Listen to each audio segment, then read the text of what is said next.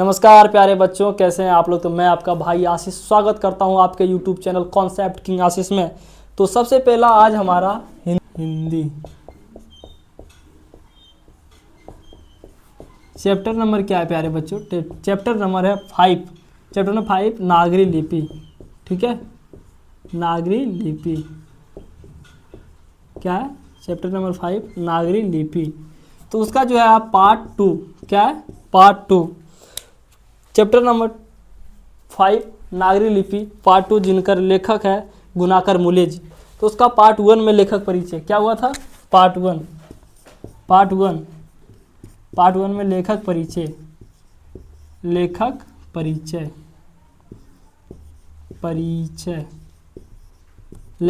हो गया है कंप्लीट। ठीक है, पार्ट 2 में आज चल रहा है, पार्ट 1 में लेखक परिचय कंप्लीट। सबसे पहला नागरी लिपि में बोला जाता है जिस लिपि में यह लेख छपा है, यह लेख हिंदी में जो लेख छपा है यह देवनागरी लिपि है। क्या? जिस लिपि में यह लेख छपा है उसे हम नागरी या देवनागरी लिपि कहते हैं। तो हिंदी कैसा लिपि है? देवनागरी लिपि है। करीब 2 सदी पहले यानी 200 साल पहले, क्या है? करीब 2 सदी पहले यानी 200 साल पहले। क्या बोल रहा है? करीब 2 सदी यानी 200 साल पहले यह लेख छपा था। यह लेख पहली बार इस लिपि को टाइप बनाए। 200 साल पहले इस लिपि का टाइप बनाए। इसमें पुस्तकें, क्या बोल रहा है? इसमें पुस्तकें छपने लगी, इसीलिए इसके अक्षरों में स्थिरता आ गई। आज से 200 साल पहले इसमें पुस्तक छपने लगी, टाइप बना, इसीलिए इसमें स्थिरता आ गई। हिंदी तथा इसकी विविध बोलियां देवनागरी लिपि में लिखी जाती है। हिंदी पूछ लिया जाए क्वेश्चन, हिंदी, ठीक है, पूछ लिया जाए क्वेश्चन हिंदी कैसा लिपि है? देवनागरी लिपि है। देवनागरी लिपि है। हिंदी क्या है? देवनागरी लिपि है। हिंदी तथा इसकी विविध बोलियां देवनागरी लिपि में लिखी जाती है। हमारा पड़ोसी देश कौन सा देश है? नेपाल की नेपाली व नेवारी भाषाएं भी इसी लिपि में। तो सबसे पहले दूसरा पॉइंट जो है नेपाल, हमारा पड़ोसी देश कौन सा है? नेपाल में नेपाली और दूसरा क्या है? नेवारी। ये जो दोनों है ये भी देवनागरी लिपि है। क्या प्यारे बच्चों? देवनागरी लिपि है। ठीक है, ये दोनों जो भी है देवनागरी लिपि है। उसके बाद बोल रहा है इसी लिपि में लिखा जाता है, यानी देवनागरी लिपि में लिखा जाता है।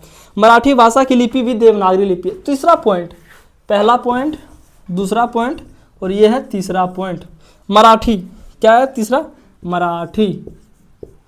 मराठी भाषा जो है ये भी देवनागरी लिपि है।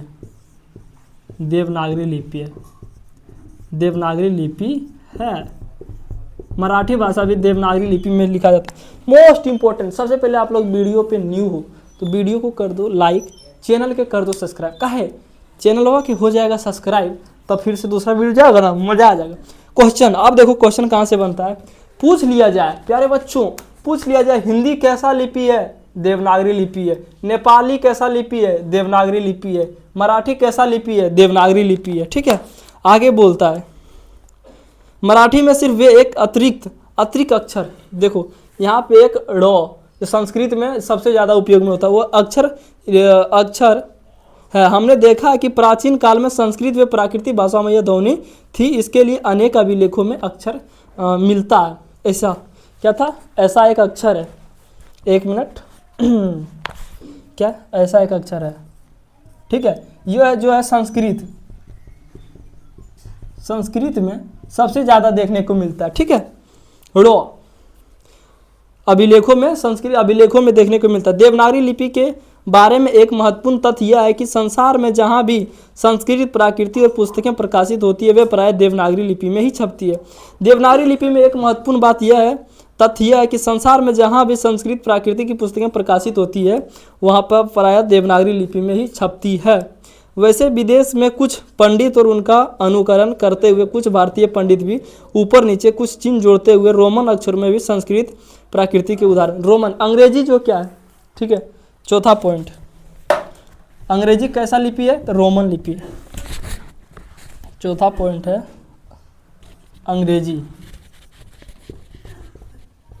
अंग्रेजी कैसा है? एक रोमन लिपि है। ठीक है, रोमन लिपि। रोमन लिपि। कैसा लिपि था? अंग्रेजी कौन सा है प्यारे बच्चों? 1 2 3, ये सब क्या है? ये रोमन लिपि है। कैसा है? रोमन लिपि है ये सब, ठीक है, अंग्रेजी में। गुजराती लिपि देवनागरी से भिन्न नहीं, विदेशी में कुछ पंडित उनका अनुकरण करते हुए भारतीय पंडित भी ऊपर नीचे के कुछ चिन्ह जोड़ते हुए रोमन अक्षरों में भी संस्कृत प्राकृति के उदाहरण एवं ग्रंथ छपवाते हैं। गुजराती लिपि देवनागरी से अधिक भिन्न नहीं है। बोल रहा है गुजराती का जो लिपि है, यह भाषा है, वो देवनागरी से कुछ ज़्यादा भिन्न नहीं है। बंगाल लिपि प्राचीन नागरी लिपि की पुत्री नहीं। बंगाल का जो लिपि है क्या है? 5वां पॉइंट, बंगाल का जो है ये देवनागरी लिपि का पुत्री नहीं। देवनागरी लिपि का पुत्री नहीं तो वहन जरूर है। क्या है? पुत्री नहीं तो वहन आवश्यक है, अवश्य, ठीक है। हाँ, दक्षिण भारत की लिपियां वर्तमान नागरी से काफ़ी भिन्न दिखाई देती है। दक्षिण भारत यानी दक्षिण भारत जो है नीचे क्या बोलता है, केरल तमिलनाडु में जो है वो भारत की लिपियां वर्तमान नागरी से काफ़ी भिन्न दिखाई देती है। लेकिन यह तथ्य हमें सदैव स्मरण यानी सिखाता है, रखना चाहिए कि आज कुछ भिन्न सी दिखाई देने वाली दक्षिण भारत की यह लिपियां तमिल, मलयालम और तेलुगु, कन्नड़ भी नागरी की तरह ही प्राचीन ब्राह्मी लिपि से विकसित हुए। प्राचीन ब्राह्मी लिपि से ही विकसित हुआ है दक्षिण भारत की लिपियां। पूछ लिया जाए, नोट करना है तो कर लीजिएगा, ठीक है। पूछ लिया जाए दक्षिण भारत की लिपि क्या है? दक्षिण भारत का जो लिपि है, दक्षिण भारत का लिपि कैसा लिपि है प्यारे बच्चों? ब्राह्मी लिपि है।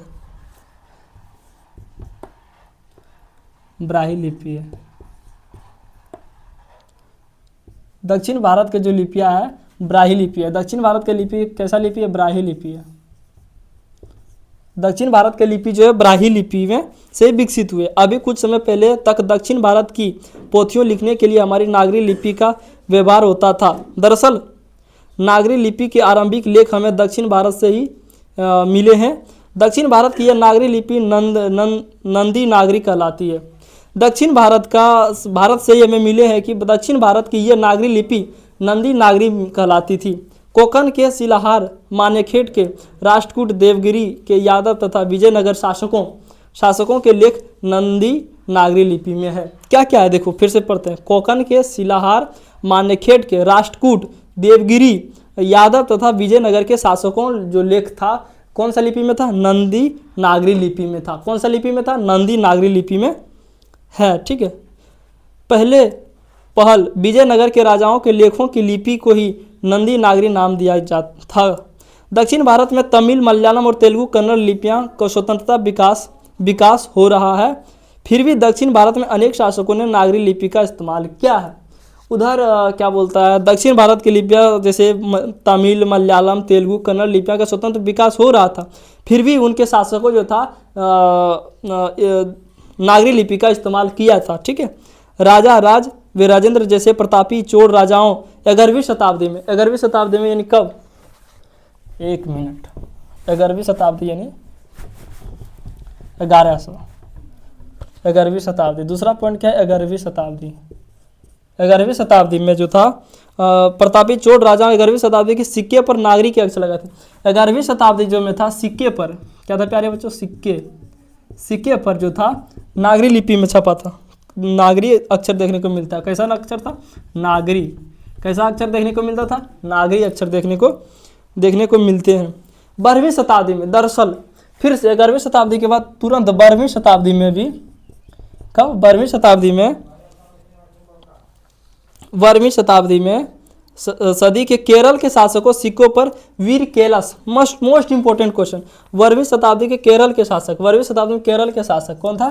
केरल के शासक, केरल के जो शासक था वो उसमें जो था वीर केरलस। क्या था? वीर केरलस, ठीक है। वीर केरलस जो था देखने को मिलता, जैसे शब्द नागरी लिपि में था। वीर केरलस शब्द कैसा था? नागरी लिपि था। क्या नागरी लिपि में वीर केरला शब्द भी जो था देखने को मिलता था नागरी लिपि में है। अंकित है सिंदूर दक्षिण से प्रताप। अगला पेज जो है पेज नंबर 36, पेज नंबर 35 आप लोग को आराम से घर में पढ़ लेना है। 35 पेज नंबर, ठीक है, पेज नंबर 35 को आराम से एक बार पढ़ लेना है। उसके बाद यहाँ पे जितना भी हमने नोट कराया आप लोग कॉपी में आराम से लिख लीजिएगा, एक भी ऑब्जेक्टिव क्वेश्चन नहीं छूटेगा। तो मिलते हैं नेक्स्ट वीडियो में। जय हिंद, जय भारत। चैनल को कर दे सब्सक्राइब।